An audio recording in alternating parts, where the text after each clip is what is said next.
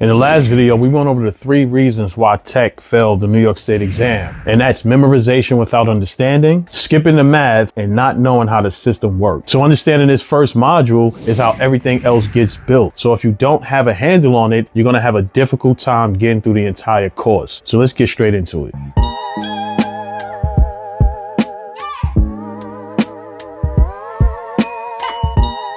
Module 1 is about the installation standards and codes of the fire alarm system. We start with the standard organizations like NFPA, UL, ANSI, FM, and the NYCRR Title 19. Now, why does this matter? Because every fire inspector cites these codes when they're coming to test your fire alarm system. The National Fire Alarm Protection Association developed codes like the NFPA 72, which is the absolute backbone of everything in the fire alarm industry. Then you have UL, which is the underwriters laboratories. They're the ones who test and list the equipment that you can use when you're installing fire alarm equipment. When you see a UL stamp, you know for sure that this device is listed to be installed and it will operate as a life safety device. We go through the standard development process of how these codes actually become enforceable. Now, once you start to understand the process, the codes, the sites, and how everything works with the fire alarm system while you're installing the system, and why do you have to do certain things when you're having device placements or device height, when you start to understand that overall process, that is the understanding you need to take into that New York State 81-hour test. Next, we move into NEC, which is the National Electrical Code. This is NEC 70. That's the book you want to look for if you're looking for anything dealing with the electrical wiring size, anything dealing with conduit fills, and then they have a small section dealing particularly just for fire alarm. Article 700 and 701 cover emergency systems and standby operations. Now, this is very important because a fire alarm system generally fails under this condition depending on the type of building it's being installed in. Article 725 covers Class 1, Class 2, and Class 3 power limited circuits. And this is a huge chapter for fire alarm and security. You get to understand the types of wiring you need to use for a fire alarm system, and also alternate wires that you can use if you don't have that specific type wire that you need to use for that system. Article 800 covers communication, and Chapter 9 has all of the tables. Alongside of that, we look into the wiring classes, the different types of wiring sizes, what each one is rated for, and how to apply them in the real world. We cover the listing requirements and understand what that UL listing mean. So if someone hands you a spool of wire and is not listed, what are you supposed to do? Then we move into section 3 of module 1, where we start to talk about the basic electrical theory. We start out with basic math, decibels, algebras, and fractions. I know this may seem basic, but you may be the guy that had trouble in algebra when you was in high school. And I'm here to solve that for you so we can get through this the right way. From there, we build on some Ohm's law, how E equals I times R. And all that is voltage equals current times resistance. We work through definitions, formulas, and actual problem solving. So you'll get a lot of practice so that way it can help you understand how to calculate these formulas. So I'm not going to just say, boom, here's the formula, memorize it and just plug the numbers into it. No, we're going to solve for E, we're going to solve for I, and we're going to solve for R. You're going to understand all of the steps that you need to take to actually solve these calculations. Once we finish with that, we're going to move into series circuits, how series circuits work, how parallel circuits work. What's the difference between a series and a parallel circuits? If you move resistors, if you have resistors in certain areas, how do you wire things up within these 2 different types of technology? So we'll learn about all the different types of circuitry within a fire alarm system. So by the end of day 1, you would have went through all the standards and operations, all the code requirements, and any of the article chapters that you need to be familiar with. Now, like I said in the beginning, module 1 is the most important module of the whole entire course, because it is assumed if you can get through module 1, the rest of it will be a breeze, because module 2 is talking about all about the fire alarm control panel. This is where we actually start to touch the panel, see what the devices are, the things you're actually doing on a normal day-to-day basis. So when students show up to day 1 and try to rush through the module or show up unprepared, skipping all the pre-work, it doesn't just affect your day 1. It affects all the other days behind that, because day 1 is the foundation. You really need to get a grasp on module 1. So if you want to register for our next class, the link is in the description. I'm a fire alarm expert, and I'll catch you in the next one. Peace.